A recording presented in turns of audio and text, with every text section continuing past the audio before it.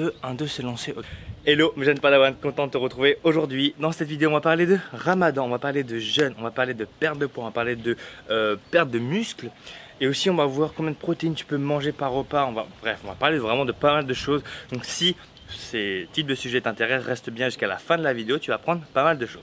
Si tu viens de débarquer et que tu ne me connais pas encore, bah forcément, je vais me présenter. Je m'appelle Thomas Jang, expert en perte de poids sans cardio. Et je rappelle que tout le contenu que vous allez trouver dans cette vidéo est bien entendu evidence-based, donc en gros prouvé par la science. Tous les propos, je pourrais les appuyer avec des études scientifiques si vous le voulez. De toute façon, ce sera tout dans la description. Bref, j'ai assez parlé. Pense à t'abonner, un petit pouce jaune et nous on y va. C'est parti.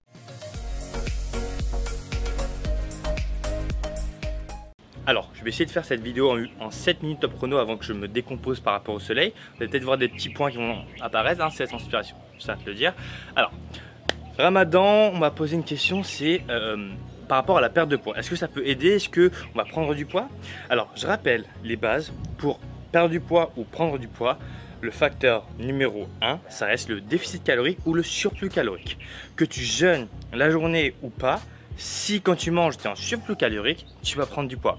Maintenant, tu es en déficit calorique, tu vas perdre du poids.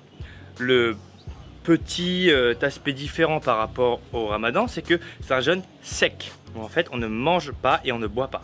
Alors, ce qui va se passer, c'est que il est possible que tu perdes très rapidement 1 à 2 kilos le premier jour, parce que c'est en fait l'eau que tu vas perdre. De manière générale, quand tu perds entre 1 et 2 kilos en une journée, c'est probablement que soit c'est tes muscles, soit c'est de l'eau. En général, c'est plus de l'eau. Donc, si tu l'as bien compris, le fait que tu perdes trop rapidement, en général, c'est mauvais signe. Si tu prends trop rapidement, c'est mauvais signe aussi, mais majoritairement, on devrait perdre entre 500 grammes et 2 kilos par semaine, ça serait super bien dans un premier temps. Maintenant, ça dépend encore une fois de toi, de combien de kilos tu as à perdre. Si tu as 50 kilos, forcément, tu peux aller un peu plus vite que si tu as 5 kilos à perdre, voire 2 et encore que tu es plus musclé. Mais bref, on va prendre l'exemple que tu as du surpoids, tu as 10 à 15 kilos. Plus tu vas perdre du poids rapidement, plus en général tu as tendance à le reprendre rapidement. Donc ça reste la base, fais attention à ça, c'est pas parce que tu perds rapidement que tu vas le tenir dans le temps. Maintenant, la deuxième question qu'on me pose, c'est quand est-ce qu'il faut s'entraîner durant le Ramadan ou durant un jeûne, que ce soit le jeûne intermittent ou un jeûne tout court. Alors, en général, je conseille, donc si je prends l'exemple du Ramadan, de s'entraîner juste avant la rupture du jeûne. Donc en gros, je sais pas à quelle heure tu vas faire la rupture, mais tu t'entraînes juste avant, entre 30 à 45 minutes, voire 1 heure, tout dépend de l'intensité que tu vas donner. Mais potentiellement, je te déconseillerais de faire tout ce qui est cardio, tout ce qui va te faire transpirer, tout ce qui est HIIT, mais vraiment te focaliser plutôt sur des activités qui vont construire du muscle comme la musculation et pas trop mettre d'intensité, parce que si tu mets trop d'intensité, ce qui va se passer, c'est que tu vas beaucoup transpirer, et comme tu peux pas boire, c'est pas forcément idéal. Et du coup, la deuxième façon, c'est de s'entraîner durant la période où tu peux manger, et donc juste après, tu remanges, et après, tu fais ton jeûne. Ça, c'est la deuxième possibilité. Selon toi, tu fais ce que tu as envie, ce qui te fait sentir le mieux surtout. Voilà, il n'y a pas forcément d'optimisation, c'est vraiment soit avant la rupture du jeûne, soit juste avant de commencer ton jeûne. Bien entendu, il faut manger juste après ton effort pour te permettre d'éviter de cataboliser tout au long de ton jeûne. Maintenant, si on parle de catabolisme, il y a beaucoup de gens qui se posent, est-ce que quand on jeûne, on perd du muscle? Qu'est-ce qui se passe? Je rappelle les points importants pour, entre guillemets, maintenir sa masse musculaire. Ça va être de manger des protéines adéquates et de stimuler sa masse musculaire.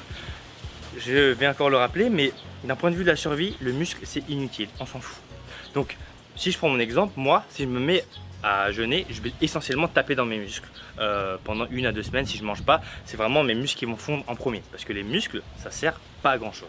C'est beaucoup d'énergie consommée, et quand tu es dans un but de survie, tu essaies de limiter ta dépense énergétique, donc forcément de garder, d'être plus conservateur. Au final, ce qui va être important, c'est d'avoir du coup un apport en protéines adéquat. Donc on conseille en général plus de 1,2 g par poids de corps.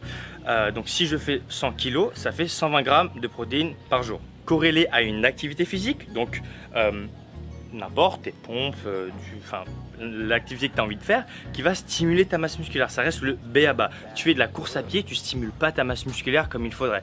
Après, ça dépend de ton objectif. Si je prends mon exemple, moi qui suis hypertrophié, bah voilà, si je prends l'exemple du biceps, si je ne veux pas perdre du muscle, je dois devoir garder un minimum de tension pour envoyer un message à mon système nerveux que oui, j'en ai besoin, j'ai ce qu'il faut pour construire du muscle, donc les nouvelles protéines, et je mets assez de tension pour stimuler cette partie-là. Maintenant, chose très importante à prendre en compte, c'est qu'on a une mémoire musculaire qui est assez longue selon ton ancienneté. Plus tu vas être expérimenté, tu as fait du sport pendant 4-5 ans, arrêter un mois va pas faire grand chose à part perdre en volume, entre guillemets le volume que tu vas avoir, parce que forcément que le glycogène va diminuer, donc tes muscles, le glycogène ça absorbe l'eau, donc tu vas entre guillemets avoir l'impression que tu es faim, mais c'est qu'une impression.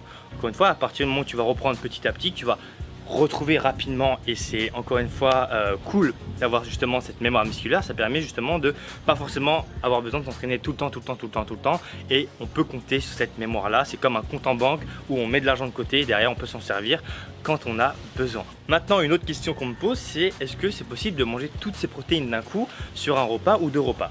Alors de manière générale, je te conseillerais de maximiser ton apport en protéines, déjà pour limiter entre guillemets la possibilité que tu catabolises.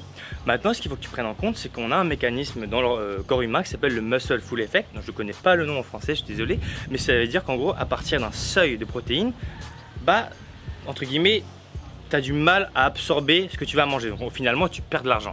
C'est pour ça qu'on conseille de séparer ces repas et de ne pas faire un repas où tu manges tes 120 grammes. Néanmoins, ça reste mieux de faire 120 grammes que 30 grammes. Donc, il faut peser le pour et le contre et voir ce qui te paraît le plus intelligent pour toi. Et d'ailleurs, par rapport à ça, les véganes, entre guillemets, sont un peu plus... si tu es vegan et que tu fais le ramadan, c'est encore un peu plus compliqué, étant donné que pour une optimisation, encore une fois, je parle d'optimisation, je préfère mettre des guillemets, c'est-à-dire que tu n'es pas obligé de le faire, de ton apport en protéines. Encore une fois, je le rappelle, les véganes ont besoin de manger plus de protéines que la normale.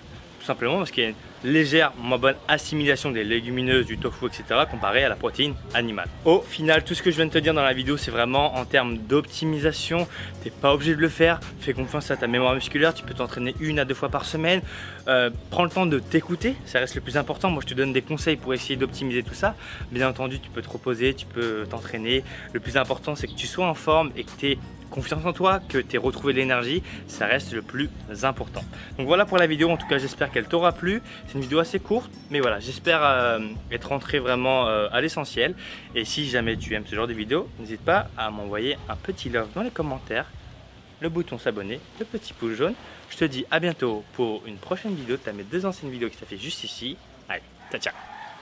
Alors si tu ne l'as pas déjà fait, pense à t'abonner sur le petit bouton qui est juste ici et activer la petite cloche pour recevoir toutes mes prochaines vidéos en exclusivité. Et voici ma dernière vidéo. Allez, je te dis à bientôt. Ciao.